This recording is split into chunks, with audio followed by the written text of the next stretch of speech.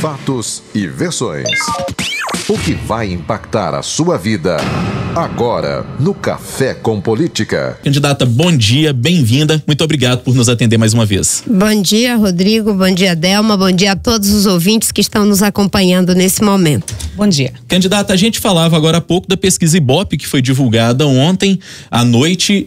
Anteontem nós tivemos também um Datafolha e nessas duas pesquisas a senhora oscilou para baixo, inclusive perdendo a segunda posição para o candidato Ciro Gomes, do PDT. O que está acontecendo na avaliação da senhora para que as pesquisas te apontem agora num terceiro lugar e sempre com as pesquisas já mostrando um cenário que é definitivo com a ausência do ex-presidente Lula? Primeiro, obrigada pela oportunidade de podermos conversar mais uma vez. Como eu digo em todas as pesquisas que saem, a pesquisa é apenas o retrato do momento. E nas demais pesquisas, eu vinha pontuando em segundo lugar com o deputado Jair Bolsonaro, na ausência do presidente Lula. E obviamente que agora nós vamos continuar fazendo o debate, discutindo com a sociedade. Ainda não se tem uma tendência definitiva, são apenas oscilações que acontecem e isso é natural no processo de uma eleição. Vamos continuar dialogando com a sociedade, mesmo com os poucos meios de que dispomos, porque temos um tempo de televisão muito pequeno, apenas 21 segundos, e temos também recursos financeiros muito curtos. Temos feito uma campanha difícil, porque, claro, você viaja de avião de carreira. Antes de ontem eu estava na Bahia, saí correndo para o Rio de Janeiro. Ontem à noite eu cheguei aqui. Vou sair daqui, vou direto para São Paulo. Há uma desvantagem em termos da estrutura, mas eu sinto uma vantagem muito grande em relação à postura do cidadão, que já compreendeu que é preciso olhar para a trajetória dos candidatos e verificar quais são aqueles que de fato têm compromisso com melhorar a vida das pessoas. Eu venho defender minhas propostas, tenho a proposta de que devemos colocar todas as crianças na creche. A creche é a forma de ajudar as mulheres a poder trabalhar, a poder estudar. Esse é um compromisso que está na entrada do meu plano de governo, nas diretrizes de governo. Recuperar a credibilidade para o país voltar a crescer e ter emprego, e é dessa forma que eu vou dar continuidade à minha campanha. Além das propostas que a senhora disse que continua tentando massificar na cabeça do eleitor, Marina, nas duas últimas campanhas a senhora tem batido muito nesse discurso de que luta contra a velha política. A senhora continua com esse discurso e nas duas últimas campanhas, como a gente sabe, não conseguiu se eleger. Qual é o elemento a mais que a senhora apresenta nessa campanha para que dessa vez o seu plano dê certo, para que o eleitor entenda a mensagem que a senhora está querendo passar? Vou continuar criticando a velha política, vou continuar apresentando propostas, porque a velha política do PT, do PSDB, do PMDB, do DEM, que levou o Brasil para esse fundo do poço. A corrupção precisa ser combatida. Corrupção é coisa de velha política. Imagine você, 6% do PIB vai para a corrupção. Você sabe o quanto se gasta para educar 50 milhões de jovens que estão nas escolas hoje com professores mal pagos, sem condições de ensinar adequadamente, porque muitas escolas não têm os equipamentos corretos. 6% do PIB é o que se gasta com educação. Se tira do orçamento público o equivalente ao que se investe em educação para 50 milhões de crianças e adolescentes no nosso país. Então eu vou continuar tentando quebrar a velha polarização.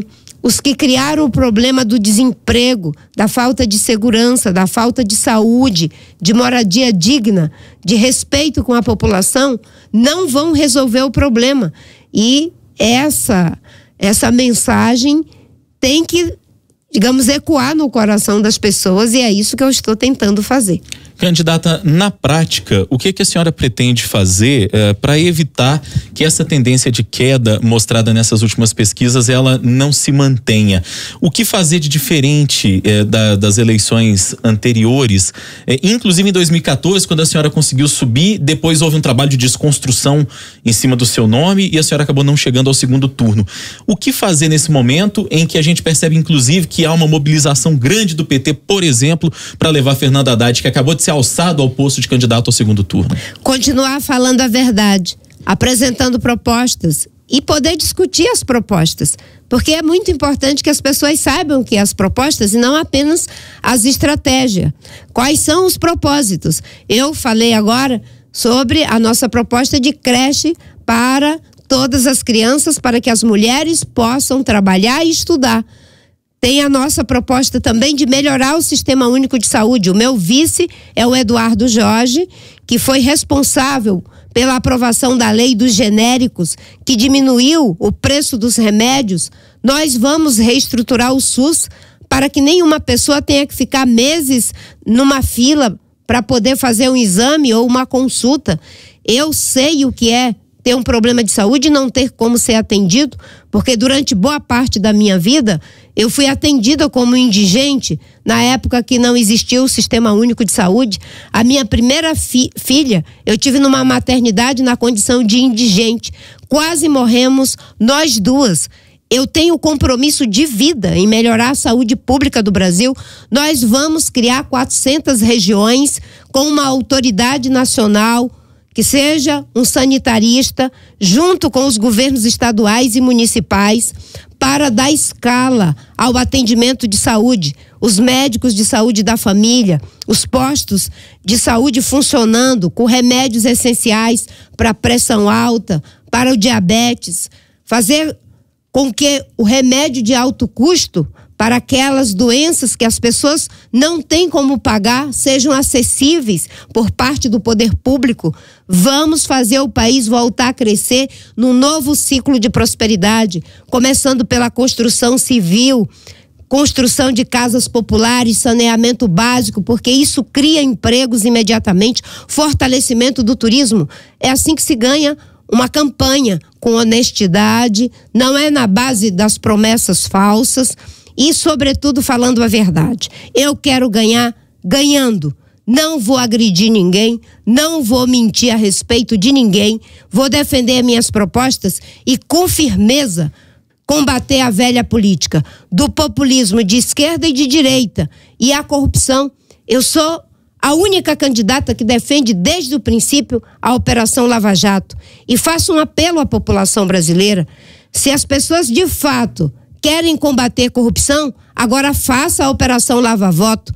PT, PSDB, PMDB fizeram coisas boas no passado, mas se perderam com projetos de poder pelo poder.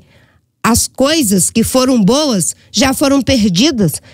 É incrível como estão entregando um país pior do que encontraram. As coisas boas do governo do presidente Lula, Bolsa Família e outros programas, no governo da Dilma e do Temer foram destruídas essas coisas. Nós vamos recuperar o Plano Real e vamos fazer sem roubar as políticas sociais para melhorar a vida das pessoas. Candidata, um discurso dos seus adversários nas duas últimas campanhas e que se repete na campanha deste ano é sempre associar a sua imagem à fragilidade, de que essa fragilidade também teria um reflexo num possível governo da senhora. Como é que a senhora responde a essas colocações, a esse discurso tão explorado pelos seus adversários? É que existe uma cultura machista, patriarcal, preconceituosa contra mulheres. Ainda mais mulheres com a minha origem, que sou negra, que venho lá da Amazônia do Norte, que fui alfabetizada aos 16 anos, fui empregada doméstica. Então, esse discurso machista e preconceituoso me trata como se eu fosse uma pessoa frágil, uma pessoa fraca. Mas eu sou o retrato das mulheres brasileiras. Não venho dizer que as mulheres brasileiras são frágeis. Hoje, 40% dos lares estão sendo chefiados por mulheres, que na maioria das vezes foram abandonadas, ficando só com seus filhos, com seus idosos, às vezes com os deficientes físicos, e essas mulheres corajosas trabalham. Essa sociedade machista e preconceituosa nos subestima. Quando a gente quer fazer alguma coisa, eles dizem que nós não somos capazes. E eu, graças a Deus, ao longo da minha vida tive que enfrentar muitos preconceitos e dificuldades.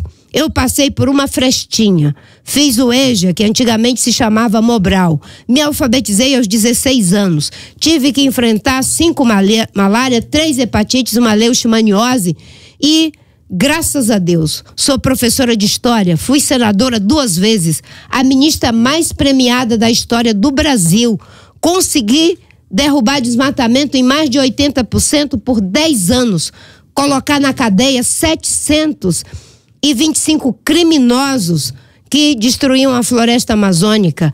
Agora, na lógica de fazer política com violência, com desrespeito, com mentira, com dinheiro roubado, essa força eu não tenho e não quero ter. Eu quero ter a força das pessoas decentes.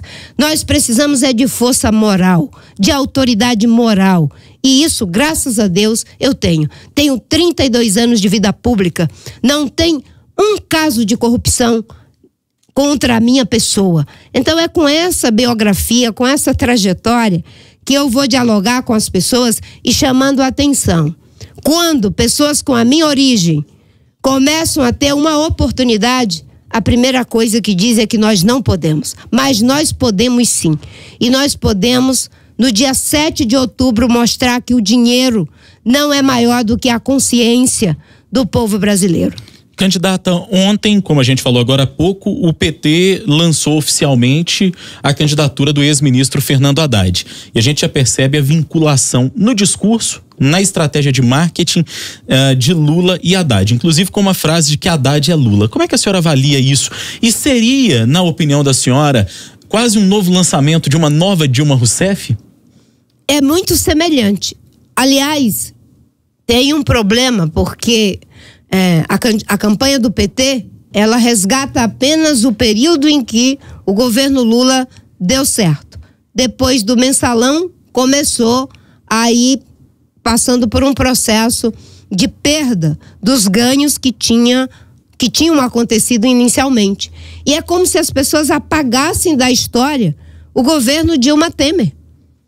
Tem um período em que as coisas boas começaram a ser desconstruídas e as coisas ruins começaram a ser ampliadas. Como, por exemplo, as corrupções dentro da Caixa Econômica, do Banco do Brasil, dos fundos de pensão, do Belo Monte, que levaram ao ápice no Petrolão, que a Lava Jato está desmontando esse sistema criminoso.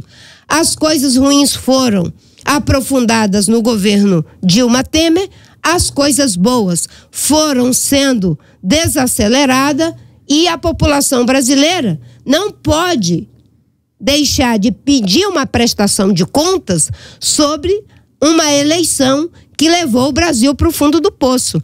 E se a continuar fazendo um voto em cima apenas de quem é indicado, nós podemos ir para um poço sem fundo.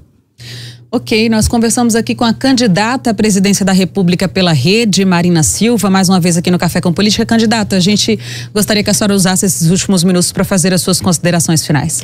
Primeiro, muito obrigada a oportunidade de poder falar com os ouvintes e pedir a todas as pessoas que nos ajudem, ampliando a nossa mensagem.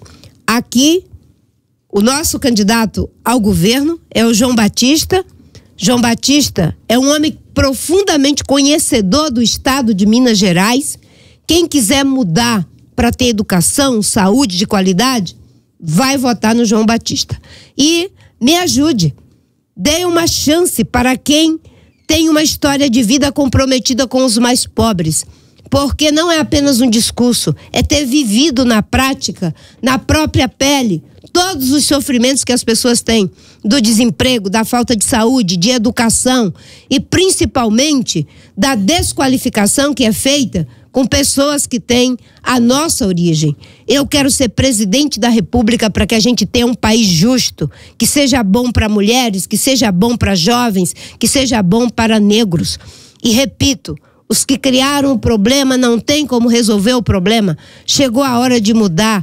E o que faz a mudança é a postura dos brasileiros. Não vamos deixar que as estruturas do dinheiro, da mentira, da violência, mais uma vez, engane a população. Agora é a hora da postura. Vamos unir o Brasil para que a gente tenha um país justo, que seja bom para todas as pessoas. Muito obrigada e um bom dia a todos os nossos ouvintes. Obrigado mais uma vez, candidata da Rede Sustentabilidade à Presidência da República, Marina Silva, conversando conosco no Café com Política.